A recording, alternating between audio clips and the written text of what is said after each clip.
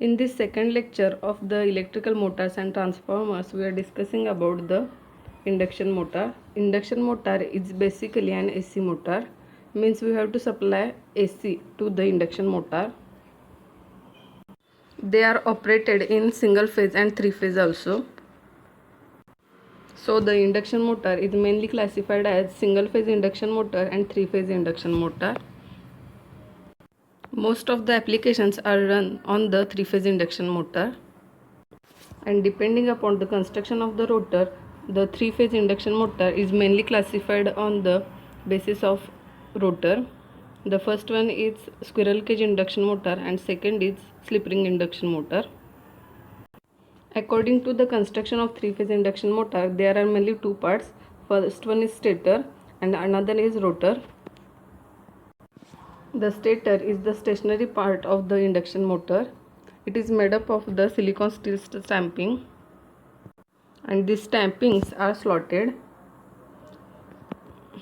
The slotting is done due to the at the place of the slot we are able to place the conductors. This is the construction of the induction motor. This is a stator. Then this is in this slot we place the stator winding, and the central part is rotor, and the circle shown here at which we are placed the rotor winding. The supply is given to the stator, and at the center there is a keyhole. This is called as the shaft of the induction motor.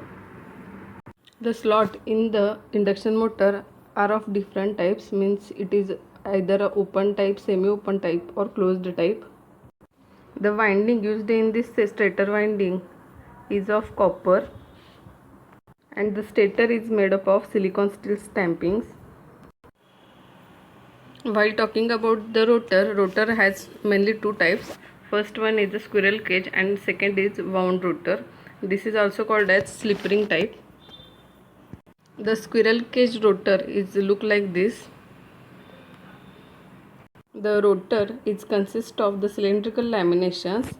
These are the laminations, and these screwed rotor slots. These are secured with these end rings.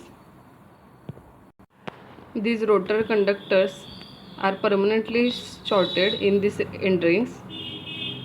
Due to this, we are not able to add the resistance at the starting. The rotor body is also made up of the silicon steel stamping. This rotor is look like cage, so the motor of this shape is called as squirrel cage induction motor. The second type of rotor is slip ring rotor or wound type rotor. This is the construction of the slip ring type induction motor. Here is the shaft, and rotor slots are here. The slip rings are placed at the axis of the shaft, and the external resistance is connected at the slip rings. The brushes are connected to add or the cut down of the external resistance. For this type of induction motor, we need same number of poles on the stator and rotor. These slip rings are made up of copper or phosphor bronze. When running under the normal conditions, the slip rings are short circuited by a metal collar which pushes along with the shaft. The three phase winding which is used for the slip ring rotor is in star connection. So this is all about the construction of the rotor of the induction motor. In this chart we are discussing about the different parts of the induction motor and the material used for them. Along with this, we are discussing about the function of the different parts of the induction motor.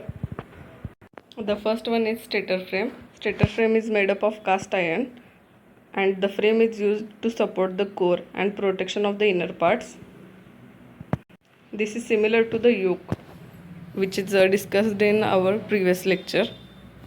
The next is stator core. Stator core is made up of silicon steel. It is used to house the stator winding. The next is stator winding. Stator winding is made up of copper and insulation. The winding is separated by the separate insulators. It is used to produce the rotating magnetic field, means flux in the induction motor. The fourth one is rotor core. Rotor core is made up of silicon steel. The rotor core is used to store the rotor winding. The rotor winding is made up of copper and the winding is separated by the insulators. This rotor winding is used to produce the rotor current, and the air gap is used to provide the gap between stator and rotor. This allows the rotor to move freely.